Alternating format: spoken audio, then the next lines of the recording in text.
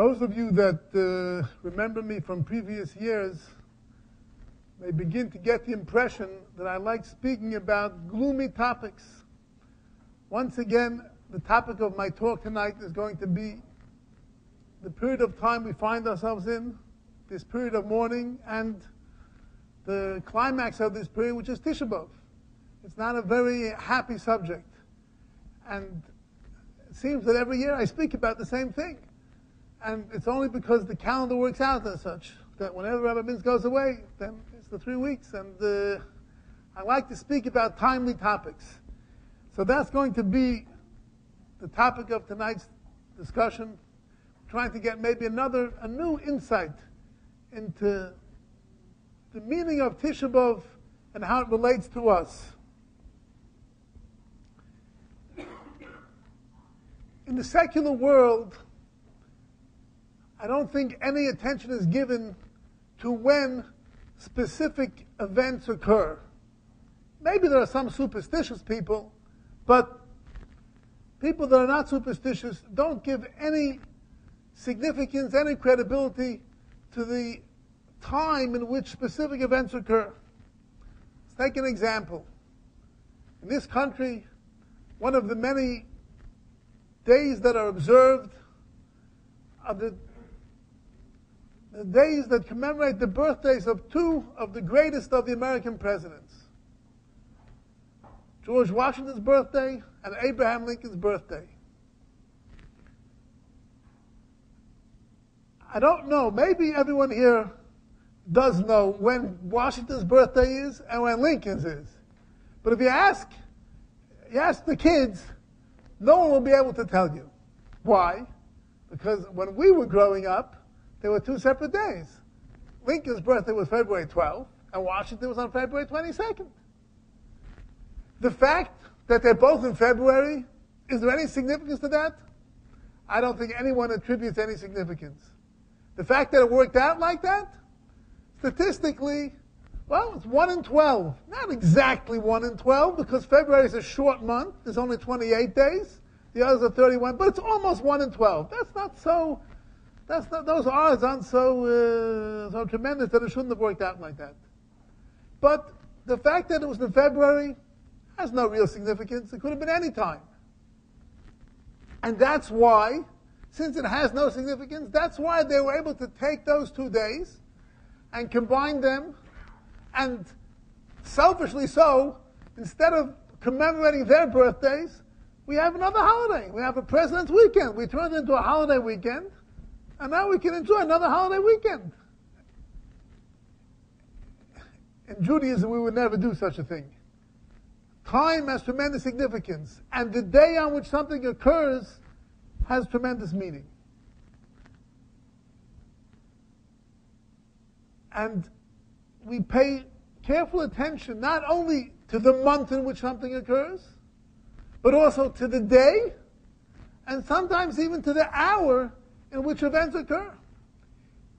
The Talmud tells us that a person's personality is affected by the day of the week in which he's born, and even in the hour of the day in which he's born. I'm not going to elaborate on that right now, but there is tremendous significance in time. When a person is born and when different events occur, have tremendous meaning. They cast light upon the event. They cast light upon the personality. We'll be able to understand the personality if we know when the person was born and when every event occurred. Let's take the significance of different months. We'll start with the first month. Even though Rosh Hashanah is on the 1st of Tishrei, but as far as the order of month are concerned, we consider Nisan, the month in which Pesach occurs, as being the first month. If we look at the word Nisan, right away we'll see in there a word, the word Nes. What does Nes mean? Nes is a miracle. And that's what the month of Nisan is all about. It's a month of the greatest miracles. The first great miracle that we as a nation experienced was the miracle that we commemorate on the Shabbos before Pesach. That's called the Shabbos that's called Shabbos HaGodl. What great miracle occurred? We all know that the Jewish people lived in Egypt at the time, and the Egyptians worshipped sheep. That was their deity, the sheep. And an Egyptian idolized the sheep, and they were very careful to treat it with the greatest respect, and they worshipped the sheep. Imagine an entire nation is commanded to take sheep into their homes with the intention of slaughtering the sheep. Do you know what kind of riots that should have brought about? Do you know what kind of how they should have been a pogrom? The Egyptians should have gone and killed out every Jew. Here they are. They see Jews. Each one's taking a sheep, taking it into his home, tying it to his bedpost. And what are you doing over here? This is my God. What you taking? I'm going to slaughter. 4 days from now, I'm going to be slaughtering this sheep as a sacrifice to my God. And nothing happened. The Egyptians, quiet. They didn't say it. No one made a peep. That was the first miracle. Then came the night of Pesach, the plague of the firstborn. All firstborn Egyptians died. No firstborn Jews. Throughout the country, all firstborns. Tremendous miracle. Then the Jews were allowed to leave Egypt. That in itself was a miracle. No one was ever allowed to Egypt. The slave never escaped from Egypt. And all of a sudden, 600,000 men plus women and children, over 3 million people are leaving. 7 days later, the splitting of the Red Sea. That's an unbelievable supernatural miracle. So we understand very well why this month would be called Nisan. We hear this is a month which is prone for Nisan, for miracles. And what I want to do now is try and understand what's the significance of the month in which Tisha B'Av occurs, the month which is the 5th month in the Jewish calendar, the month that's called Av.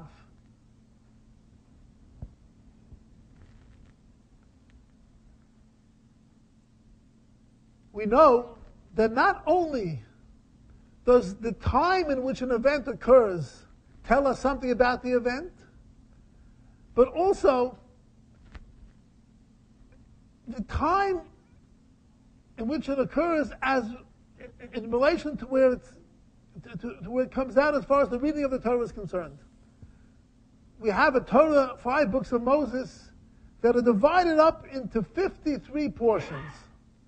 And those 53 portions are read throughout the year. Every single year we go through the entire 53 portions. Really, there are only, on a regular year, there are only 50 Shabbos, so sometimes we read 2.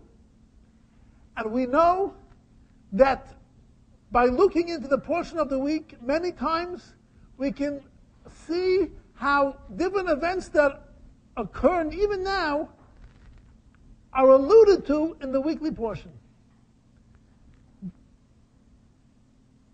From the beginning of Sefer Shmos, the 5 books of Moses are divided into 5 books. From the beginning of Sefer Shmos, Parsha Shmos, until the end of the Torah, there is not one parsha in which the name of Moshe Rabbeinu, in which Moses' name does not appear. It's understandably so. From the time of his birth in Parsha Shmos, Moshe Rabbeinu, he's the leader of the Jewish people. He's the one that takes them out of Egypt. He's the one that gives them the Torah. Of course, he is the central figure. The Torah is called Torahs Moshe. But there's one exception. There's one parsha in which Moshe Rabbeinu's name does not appear. And that's in Parshas Tetzaveh. And the Vilna Gaon made an unbelievable observation. When did Moshe Rabbeinu die? What's the day of his Yortzeit? The 7th of Adar. The 7th of Adar. If you look in the Jewish calendar, you'll find that almost without exception, the week in which Zayin Adar falls out is the week in which we read the Parsha of Tetzaveh. And the Torah was hinting to us that this is the week in which Moshe Rabbeinu, so to speak, disappeared from this world. All of a sudden, Moshe, he died. He left the world. So therefore, the Torah gave us an allusion to that. And it left out the name of Moshe Rabbeinu. Because just like he disappeared from the Torah all of a sudden, so too he disappeared from this world. That's the Vilna Gaon's observation. And he makes another interesting observation. Everything, Chazal tell us that everything that occurs in this world is alluded to in the Torah. As a matter of fact, they once asked the Vilna Gaon, tell me, where are you alluded to in the Torah? So the Vilna Gaon said something very interesting. He said, in the last of the 5 books of Moses, Sefer Dvarim, there are 10 parshas. The Tzav and Vayelech are considered one parsha. He said each one of those 10 parshas are parallel to one of the 100 years of the last of the 6 millennia. We know that that after 6,000 years from creation of the world, there are going to be tremendous changes in the world. Right now, it's 5,752 years since the creation of the world. That means that we're in the 6th millennia. From the year 5,000 to the year 6,000, that's the 6th of the 1,000 years. And if you'll take every 100 years and apply them to each one of those portions, then it comes out that the Vilna Gaon lived in the portion that will be parallel to Giseitze. In that parsha, there's a word there, Even Shlema, which means a complete stone. What the Torah is talking about is a person who's in business. Once upon a time, how did they weigh? How did they weigh objects for sale? They would have a scale, a balance, and they would have set weights. They knew that this weight is a pound weight. This weight is a 2-pound weight. And they would measure. You want to buy flour? You want a pound? So I'll take a stone that's 1 pound, a 1-pound stone, and I'm going to fill up the other side with flour until they equal out. Now, if a person is not honest, so then he's going to go and he's going to take a stone that's not a complete stone. It'll be a stone that weighs only a few ounces less than a pound, and then he'll be able to cheat. He'll cheat the buyer. The Torah says, no, you have to have a complete stone. An Even Shlema. So the Vilna Gaon said, that's where I am alluded to. Even Shloma, Even, his name was Eliyahu, the Vilna Gaon. His father's name was Shlomo. So Even is Eliyahu ben Shlomo. He is alluded to in that parsha, which corresponds to the time in which he lived. There's another very interesting thing. In the next parsha, the next 100 years, the 100 years that correspond between 1839 and 1939, that's the parsha of Kisava. You know what you find in parsha of Kisava? That's where we find 98 klolos, 98 different types of curses that are going to befall the Jewish people if they don't act as they should. Terrible things the Torah predicts are going to happen to the Jewish people. That parsha corresponds to the years between 1839 and 1939 on Rosh Hashanah of 1939. When did World War II break out? September 1st, 1939. Correct. And who knows the Jewish date? That was the 17th of Elul, 1939. 2 weeks before the end of 1939, which ends that 100-year period. In other words, it was predestined that if the Jewish people wouldn't be behaving as they should, then these klolos and all of these terrible things that I mentioned in the Torah would come to fruition. God waited to the last minute. And you know which parsha it was that week? Yud Zayin Elul? It broke out, September 1st was a Friday that year. I don't remember, I wasn't born yet. But it was on a Friday, and the next day they were laying the parshas Kisavai. That was the parsha. And we saw a fulfillment of everything that the Torah predicts. There's another case in where the Torah talks about an event that happened on a certain day, And it always works out that that event that the Torah talks about occurs in the week in which the Torah speaks about it. That's an event that occurs this week. Moshe Rabbeinu's Yortzeit was when? Was on the 7th of Adar. What about Aaron the Kohen? I think that the only Yortzeit mentioned in the whole Torah is the Yortzeit of Aaron the Kohen. His Yortzeit is on the first day of the month of Av. When does the month of Av begin? It begins this Friday. And when does the Torah tell it to us? In which parasha? In the parasha we're going to be reading this Shabbos. And every year, it falls out, the first of Av falls out either in the week preceding the parasha or the week that follows the parasha. And many times the events of the parasha could be, or the events of the week could be affected by the previous parasha or the coming parasha. The fact that the Torah tells us that Aaron HaKohen died in this month, that also should help us try and understand the significance of this month, the month of Av. So, if we want to understand the significance, when we look at Nisan, we say, well, let's see, we see the word Nes in Nisan. So, Av, we know what Av means, and Av is a father. So the month of Av has something to do with the concept of fatherhood. So, what's commonly explained is that what's the role of the father vis-a-vis his children, in contrast to the mother?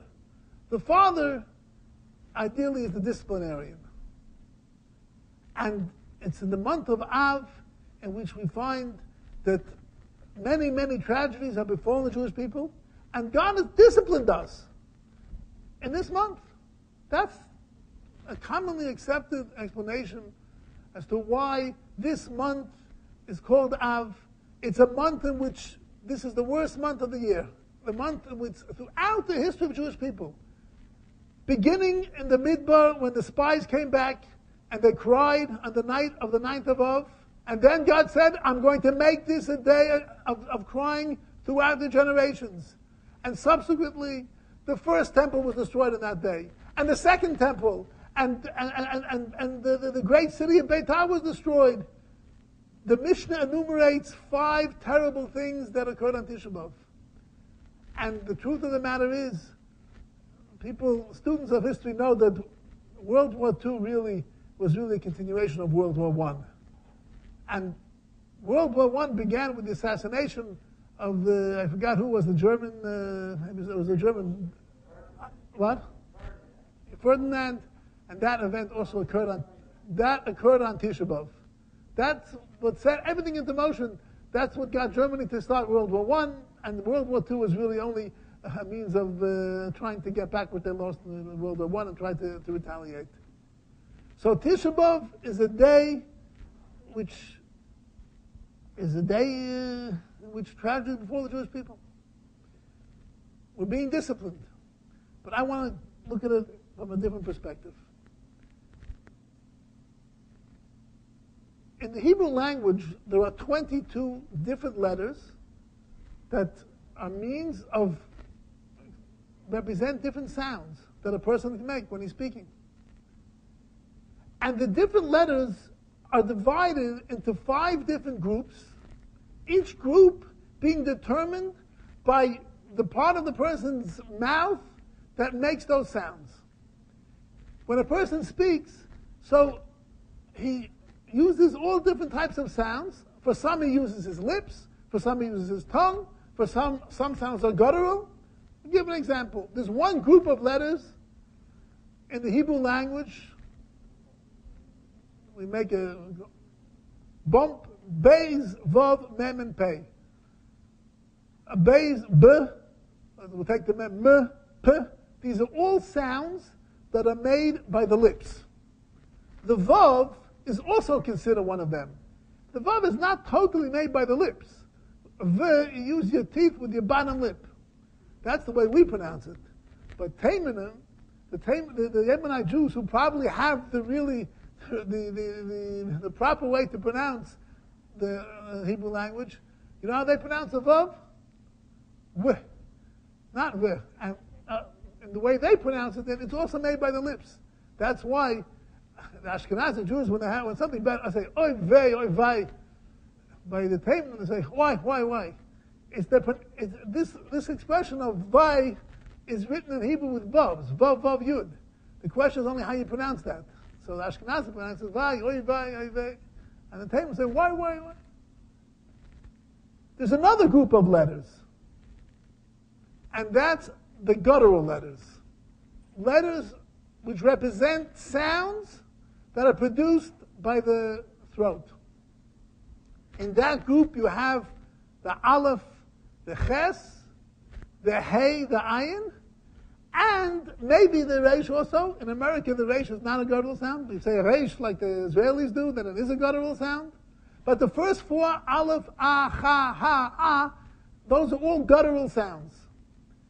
And if two letters come from the same place, then then they're interchangeable.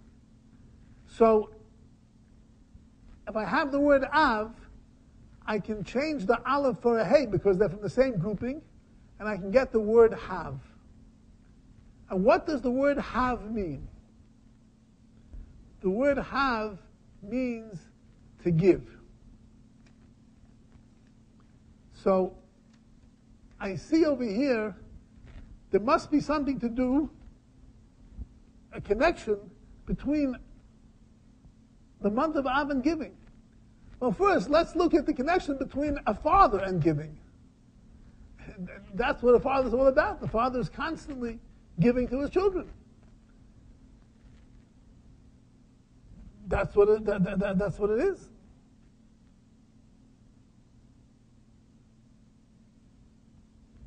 A father gives to a child.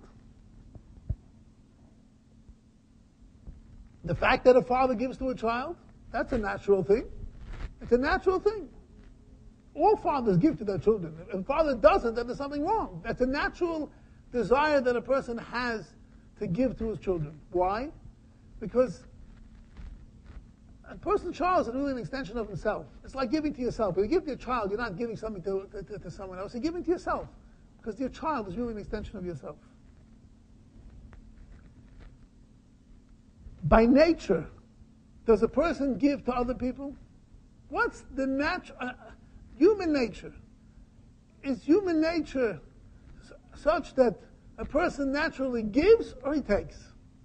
So if we want to look at human nature, then we have to look at the children. There we'll see, before a child is taught, he's taught values, what's the natural instinct of a human being? Then we'll look at a child. The way a child behaves, that's the way every person behaves naturally and instinctively. You see kids, what are they doing all the time? They're fighting. Each one's trying to take for himself. You have to try and teach the child to share. That's already a lesson to teach to share, and that's not a simple task. Why? Because naturally, people take. People don't want to give. It's against human nature to give away what one has. What one wants to do instinctively is take more for oneself. One needs a value system in order to get the person to start giving. We know in the Torah there's a mitzvah to give. There's a mitzvah of tzedakah, to give charity. We have to know that in contrast to other religions, there is nothing in the Torah that goes against human nature. In other religions, there are things that go against human nature. It's against human nature for a man not to get married. We know that there are religions in which there are men that, for religious reasons, don't get married. That's what their religion preaches. That ideally a man shouldn't get married. That's the ideal. They're elite. They don't get married. That's against human nature. In the Torah, you will never find something that goes against human nature. So how is it that we're expected to give? We just said that human nature is to take and not to give. How is it the Torah requires of us to give? It must be that we also have within us this ability to give. But why? If what we want to do is to take, then why would we want to give? And the answer is simple. The answer is that really all we want to do is take.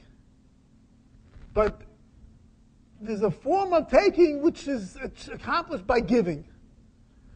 Giving is taking. That's the answer. Ultimately, all we want to do is take. All we want to do is receive. And that's what we're put in this world for. We're supposed to be taking. But the question is, what are we supposed to be taking? If we're talking about material things, when it comes to material things, then when you take, when you give, then you're not taking, you're losing. I'm giving something away, then I'm losing it. That's from a material perspective, materialistic perspective. But if we look at things on a deeper level, then when you give, you're also taking something. You're getting something in exchange. The Torah gave us a mitzvah of giving charity to a poor person. Mitzvah in the Torah. I'm giving away my money. Am I receiving for something in return? Sure. When a person gives something to a poor person, he feels good. I help someone. It gives me a good feeling. I feel like I'm a good person now. It's rewarding. So even though I'm giving something, but I'm getting something in return. It's anytime whenever a person buys something, how do you buy something? You buy something by giving. But am I giving? I'm giving away my money. But I'm not giving, I'm taking. The word for purchasing in Lashon HaKodesh is kicha, means to take. To take something without giving, that's not taking, that's stealing.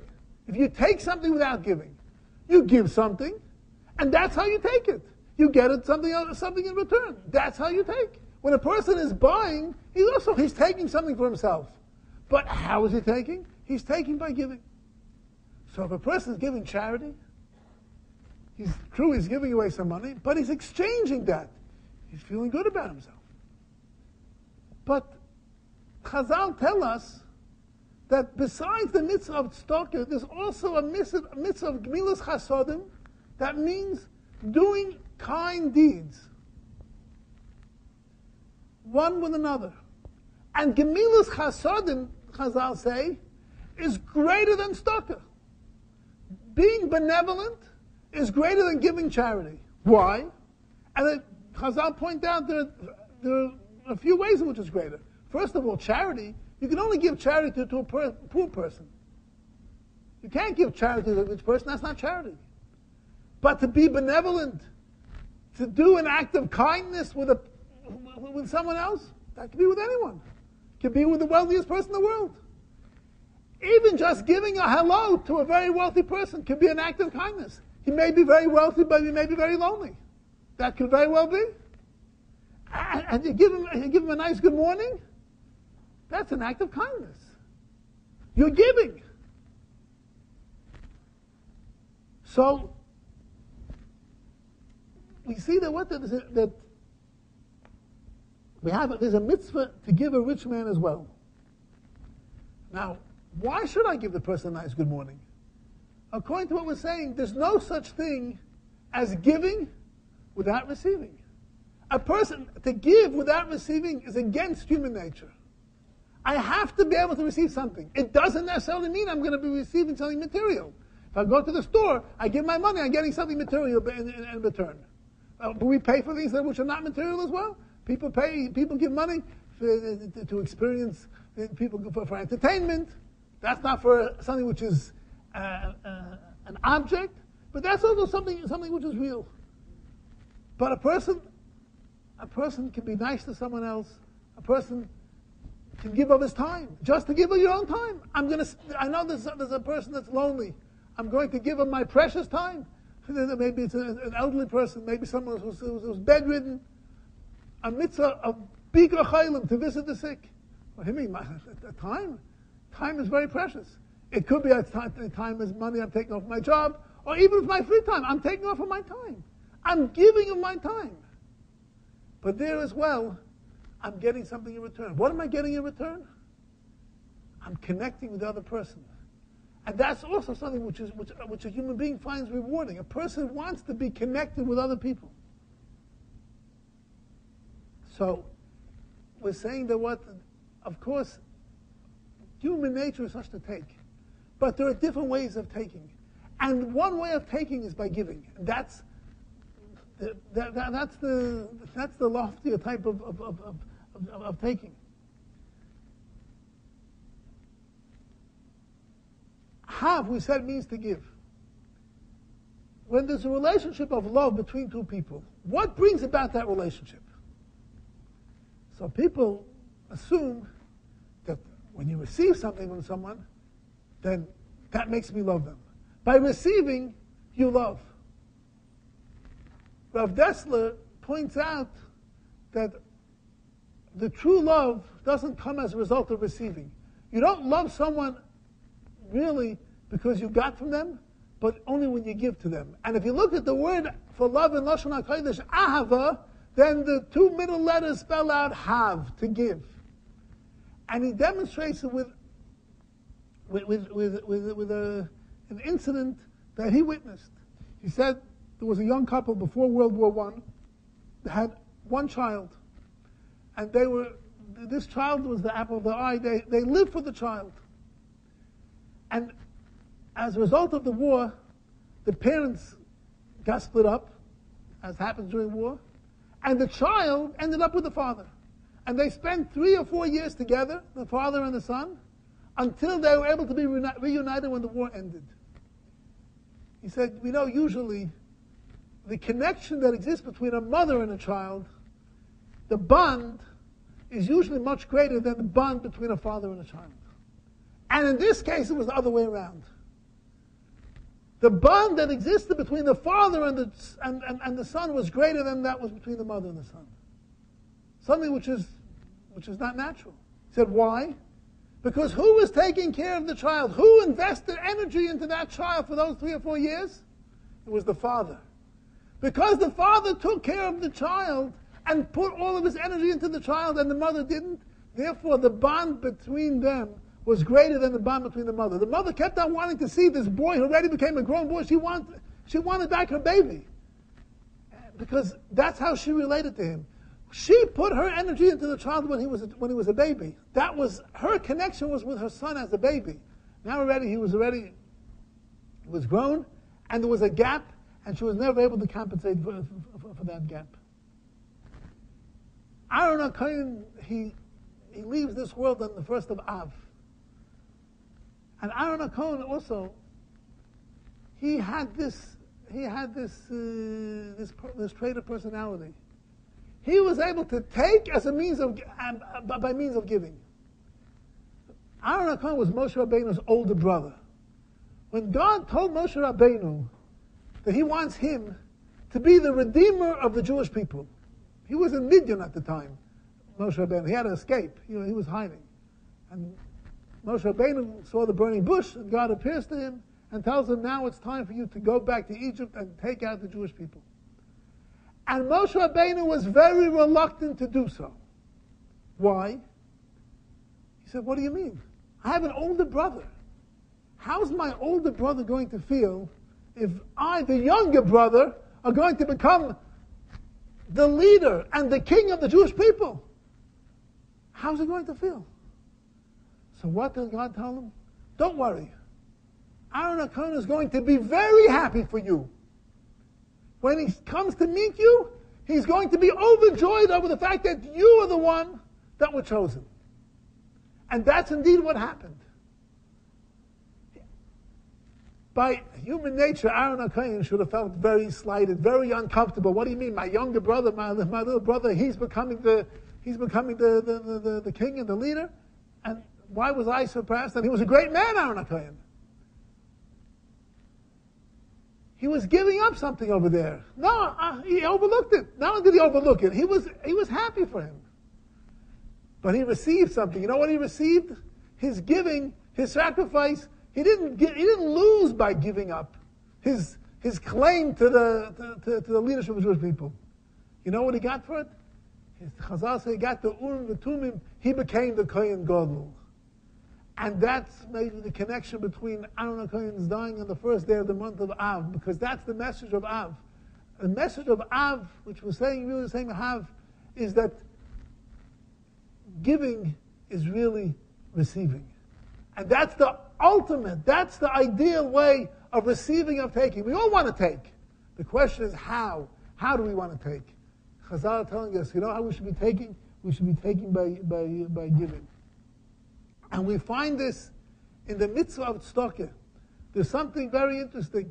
When the Torah commands the Jewish people to contribute towards the building of the Mishkan, so each individual is required to give a half a shekel, the machzis ha-shekel. And the word the Torah used is vinosnu. They shall give.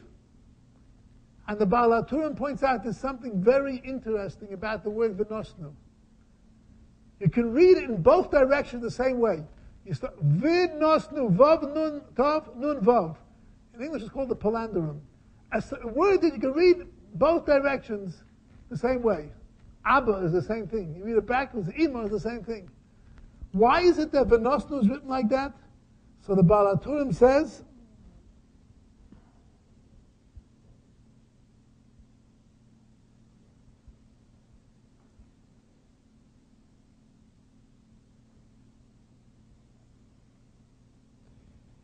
"Im tikra'enu l'mafteya yeh gam kevinos u'loi mancha kol masha odam neisein l'tzedakah yachzor elov v'lo yafsid."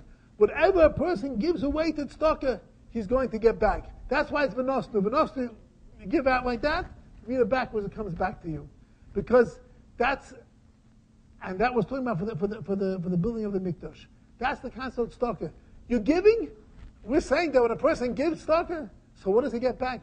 He gets back a good feeling. He helped the person. Here it says more than not only going to get back, but you're going to get back even the material what you gave, even the money that you gave for tzedakah, it's going to come back to you. And the Vilna Gaon points out that in the very next pasuk, it says over there regarding this machzis ha-shekel, which was used towards the construction of the Mishkan, ha'osher lo yarbe v'hadal lo yamid. A rich man can't give more, and a poor man can't give less. Everyone has to give equally. We know that when we read the Torah, there's a certain tune to which we read it. There's a trup, it's called in Yiddish, cantillations. If you look in the Chumash, there are different signs that tell you how to read, which melody to apply to each word. There are different melodies that apply to each word. And those cantillations have names. If you look at the names of those cantillations under the words Osher La Yarbe, it's a Munach Revi.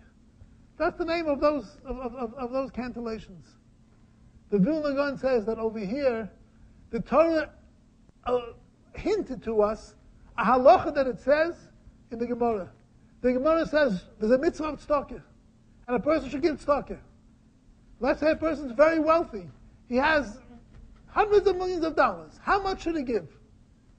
The Gemara says until 1/5, not more, 20%, the maximum. Even if you could afford to give more, maybe in certain cases exceptions. But as a rule, there was a rule: you can't give away more than 20%, 1/5. In other words, 4/5 keep for yourself. The 1/5 you give away, not more than that. So the Vilna Gaon says that here the Torah alluded to us, Munach Levi, the 4 parts keep for yourself. The 5th, that's what you give for tzedakah, that's what you give away. And it could be Av. Av is the 5th month, the 5th month of the year. I was saying that's the significance of Av. It's this union of giving away, which ultimately is a means of receiving. And this is how the Beis HaMikdash was built. The Beis HaMikdash had to be built specifically by the contribution of every single Jew. The rich one can't give more, the poor one can't give less. Collectively, we all have to give, and as a result of that giving, ultimately, we're taking. Because even in a material sense, the fact that the Beis HaMikdash existed brought tremendous bracha, not only to the Jewish people, but to the entire world. There was a tremendous amount of affluence. There was a tremendous amount of blessing and bracha that existed in the world when the Beis HaMikdash existed. The rabbis tell us that had the Goyim knew how much they benefited from the Beis HaMikdash, then they would have sent their armies to protect the Beis HaMikdash instead of destroying it. They were harming themselves because the Beis HaMikdash is a source of blessing. And the fact, this concept, that giving is really taking, we find in Parshas Truma when Torah talks about the construction of the Mishkan, which is the forerunner of the Beis HaMikdash. There's a very interesting lashon over there. The Torah says, the Torah requires each person to make a contribution to the Mikdash, to the Mishkan. It says, V'yikchu li truma. The Jewish people should take a donation. What do you mean? They should give a donation. But the answer is that when you're giving, you're really taking. And that's what the Torah is telling us. And that's what the Beis HaMikdash is all about. Beis HaMikdash brought together the Jewish people. Jewish people gave towards the Beis HaMikdash, but they received everything back, I don't know how many fold.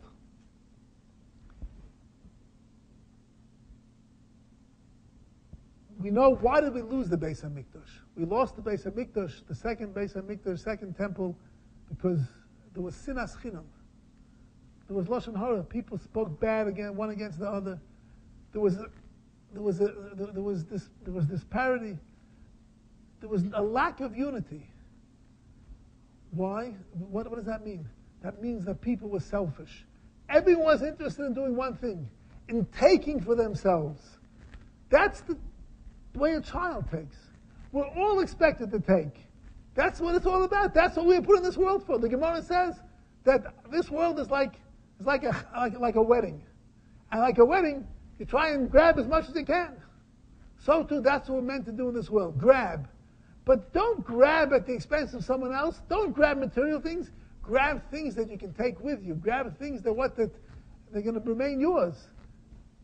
Torah, mitzvahs. Those are things that anything a person does, you can't take away. Even a favor you did to someone else.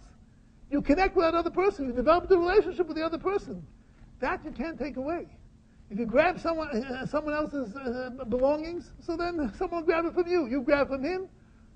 In a society where everyone's selfish, everyone's interested in themselves, not thinking about the other person, everyone's taking, in the end, then no one has. I take from you and you take from me, then no one has. But if everyone's giving, then everyone has. I'm going to conclude. There's a pasuk in Koheles. The pasuk says like this: Shalach lachmecha al pnei hamoyim, ki b'roiv hayomim timtzeenu. I'll read to you the translation, the English translation. The translation is as follows: Send your bread upon the waters, for after many days you will find it. What does that mean? Throw out your bread on the water, and eventually it's going to come back to you.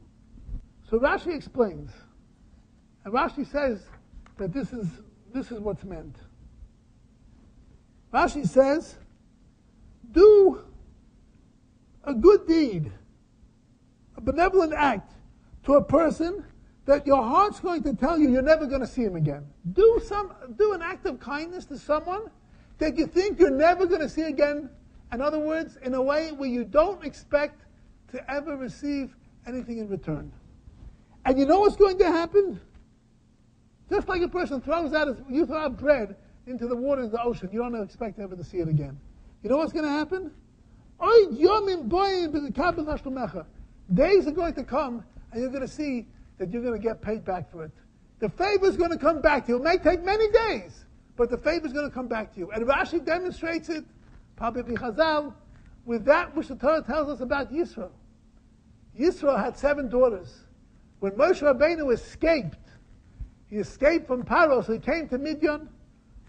He was all alone, and he met the daughters by a well, and he helped out the daughters, and they came back and they told the father, they told Yisroel what happened.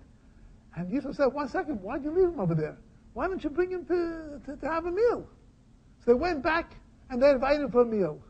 Yisroel knew he would never ever see this person again. He was an Egyptian man. He was in Midian. He must have been passing through. So what? I'll give him a meal. What happened?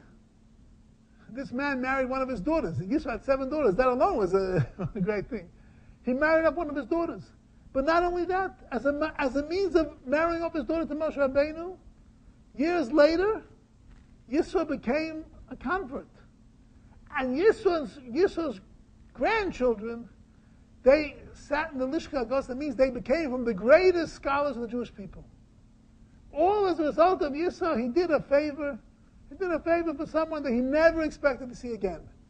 Eventually, even in a real materialistic sense, it's going to come back to you. It might take time, but it's going to come back to you.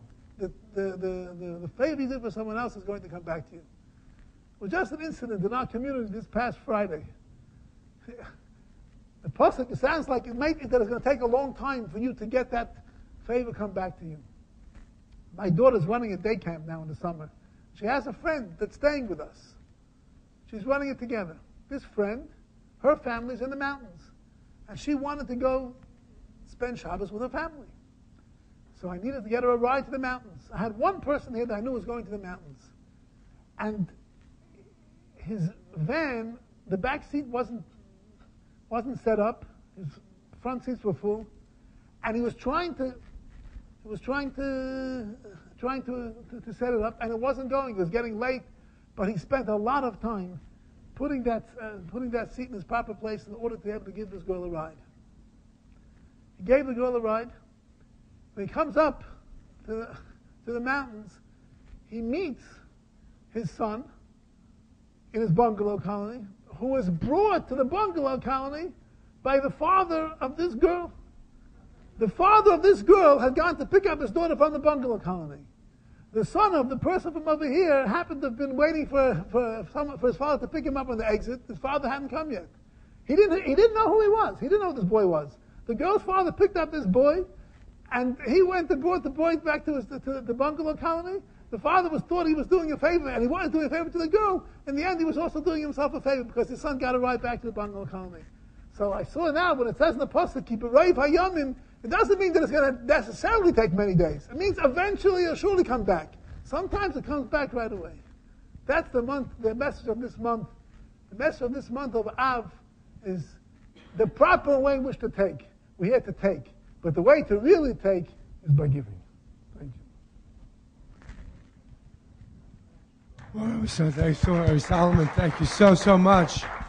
Rabbi Salomon, thank you so much. I think you're aware we do have a question and answer period. Yes, Salomon, I forgot. Yes, and the questions do go on any subject. So okay, we'll try. Can't promise you we'll try. Don't.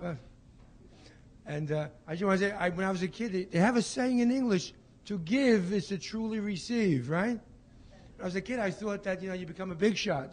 But Rabbi Salomon taught us a little deeper what we get out of it. Rabbi Salomon, yes. I have a question with regards to Vilna Gaon's prediction. As far as reading the Sefer Dvarim, the book of Dvarim, so 1939 was this Tochacha, so to speak, like Kisavo or Kisetz, I'm not sure what is it called, but it was more like admonition. What is this for us in this millennia?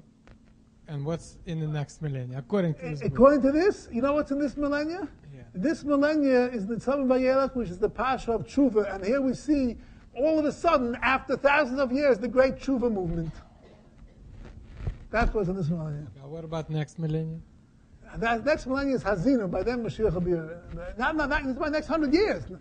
But Hazinu, Shira, that's what in Mashiach, that means by the year 2039, in Mitzvah Hashem, another 27 years by then Mashiach should be here. A year before, hopefully. But by then... Okay, we'll wait. I'm going to quote you on that. How many years did you say? 27? Okay. It'll be before that, Mitzvah Hashem. But that's by 27 for sure. Another 27 years. I think after the Six-Day War started the Baal Tshuva movement, right? That's right. That's basically what it started. That miraculous. That's right. That started the wave of Jews coming back. That's right. That's right. Sam, please. Rabbi, I was waiting for you to use the term respect and what you mentioned, you give. I'm sure somewhere is respect. When you mention love, does respect come in there somewhere? And Sure, but when you respect is also a form of giving. You give respect, of course. And when and that's what Chazal tell us. Who is the person that's respected? Someone that gives someone else respect. That's how you get back respect. But it doesn't necessarily mean the other person is going to go, you stand up for him, or he's going to stand up for you. Just by respecting other people, that makes you a respected person. That's what Chazal say in others. I just wanted that included, please. Okay. Thank you. Ernie, please. But it's a very good addition. Thank you. Rabbi, you mentioned at the beginning of your Torahs Torah about how well the Torah can forecast and predict events to come, namely September 1st, 1939, the invasion of Poland, Russia. To me, to explain this by saying, well, the Jews sinned, therefore they were punished, to me that's a cop-out. You cannot explain away children and infants and women and innocent people who are good people to be wiped out in the storm that God wiped out everyone. I think it's better to leave it alone rather than to explain it.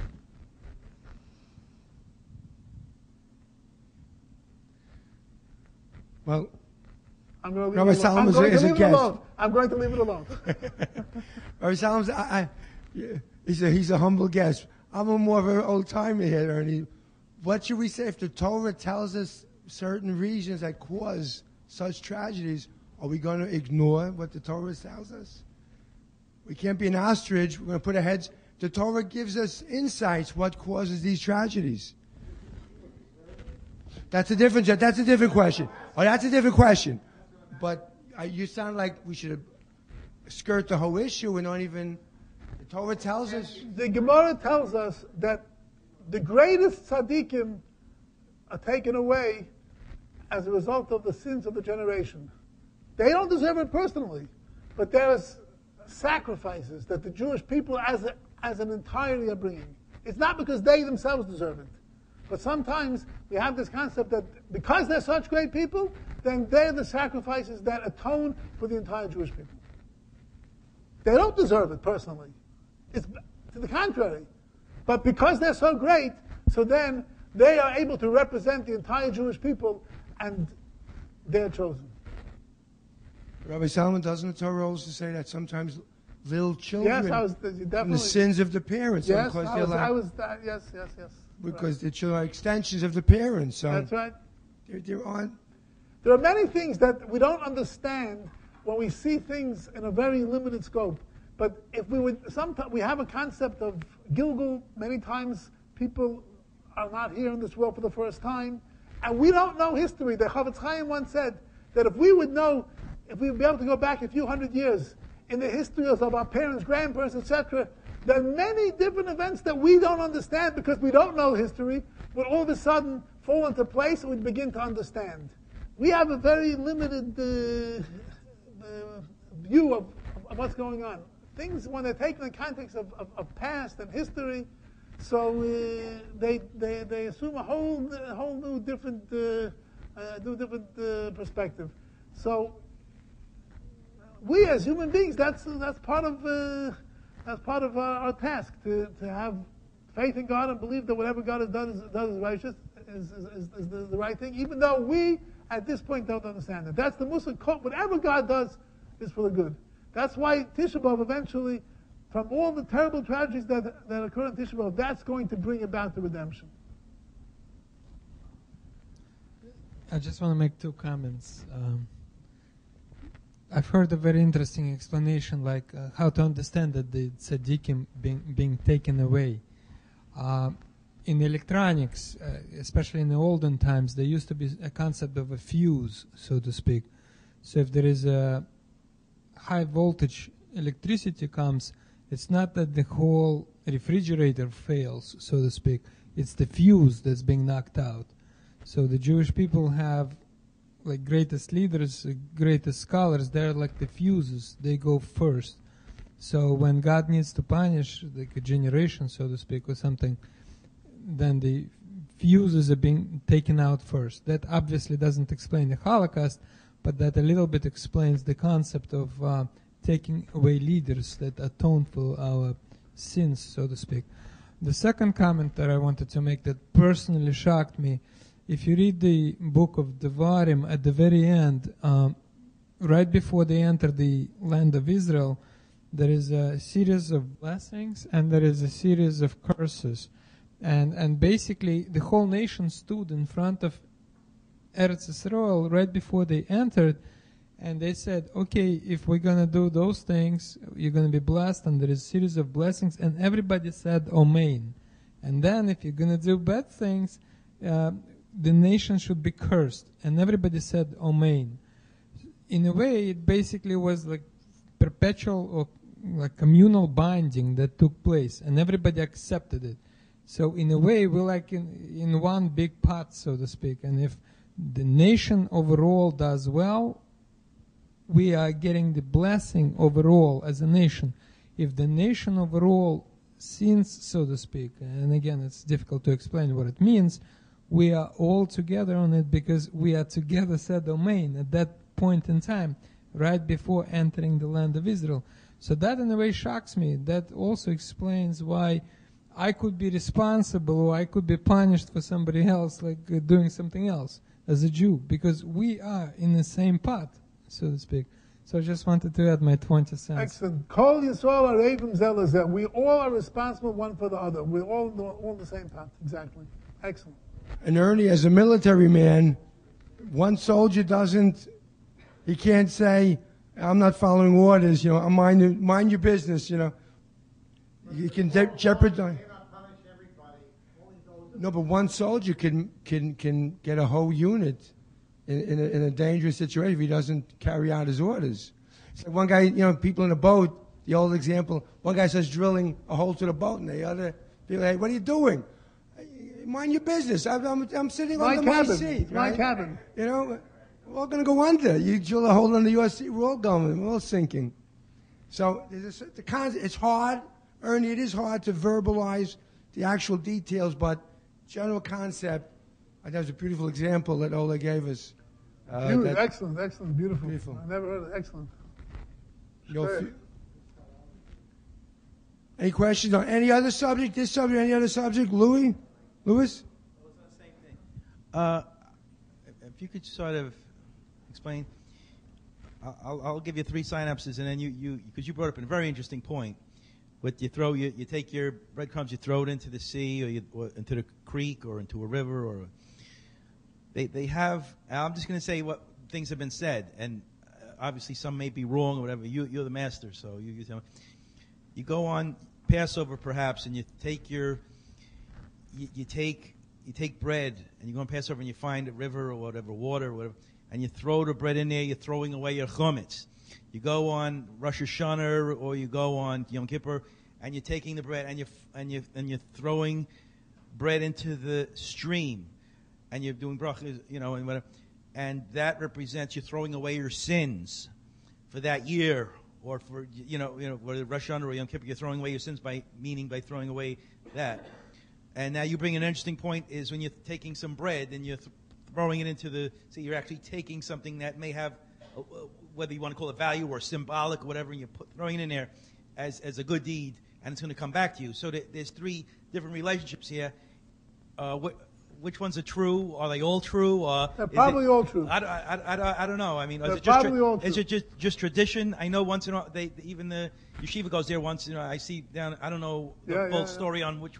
But even though we don't throw the bread in, but there is such a custom. And as a child, we did it. I'm sorry. There is such a custom. Maybe I know they stand there. There is a custom. We say the prayers, but there is a custom to throw bread. The main thing are the prayers, though, not the. But what's the bread? What does the bread is symbolic. Sometimes it's symbolic of throwing our sins. If you don't, is it true, or it's just no? If you don't repent, then it doesn't work. Okay, because sometimes they just you may just say bracha over the water as a stream without the bread or whatever. We're not saying what we're doing over there is that we're saying that we want to rid ourselves. But if a person doesn't really make up his mind to rid himself, then throwing the bread is meaningless. Okay, but those 3 things have some truth to them? The three different things, or just one of them, or two of them, or? They all have some truth in them. Oh, I know. And you said something about a half of a shekel. How much is a half a shekel worth now? Today, maybe $12, $13. And silver, the amount of silver, according to the weight of silver, the price of silver today, I think it's about $12, $13. Oh, and I say, so when you give charity, you should give a half a shekel? Or? No, that was for the Mishkan. Now, what's the Mishkan? The Mishkan to make that was to erect the tabernacle in the desert. That was each person had to give that. Oh, okay. We're accustomed in America, you go to the water, you expect to find a genie in a bottle, give you any wish you want. But it doesn't work that way, Joe. I have a question. What do we do with a very serious, so many people have this problem. We put our heart and soul into our children, and sometimes we don't get the respect from the children. We feel we put in everything, and we get disrespect. Does that mean we did something wrong, Rabbi Salomon? What? Hope not.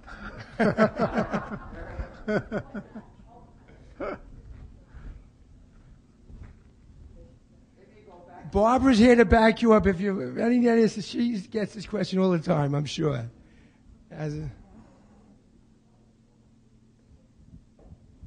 Well, we get again. You see what.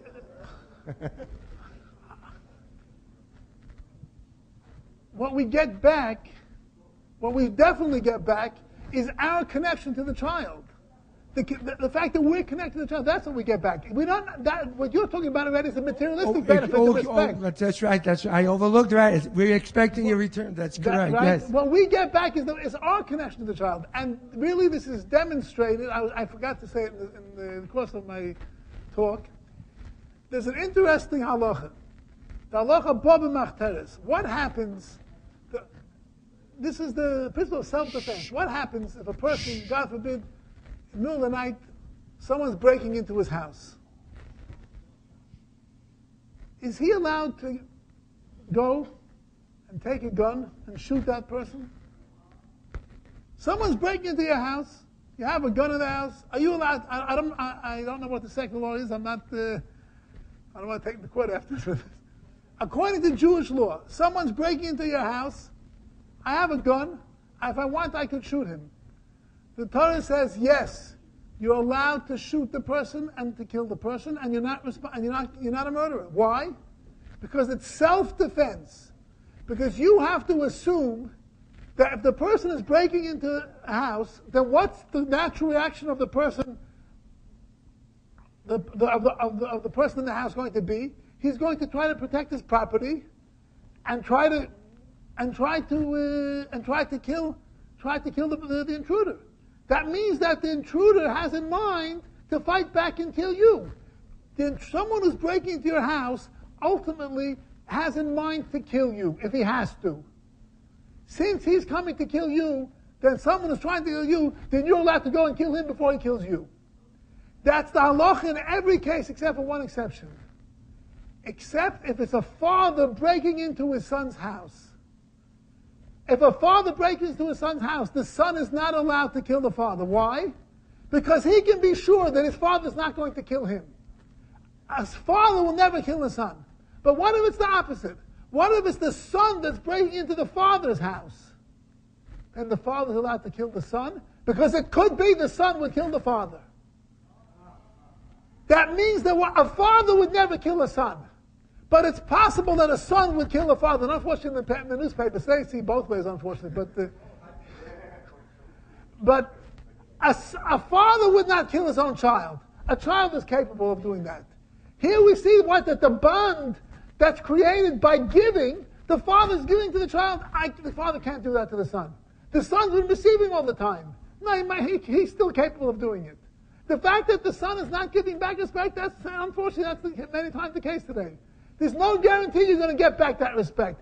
Probably eventually you will. Eventually. For the material return, that takes time. But the immediate return is the connection that the father has created with the son. And now I have a son, and the nachas that a person has from having a son, that connection, that's what is getting back, and that can't be taken away from him. I forgot that crucial point. You cannot give with intention to get back. Right. You You're give. giving, but giving itself is there's a return. Thank you, Rabbi Solomon. Last call for any questions. Thank you, Rabbi Solomon.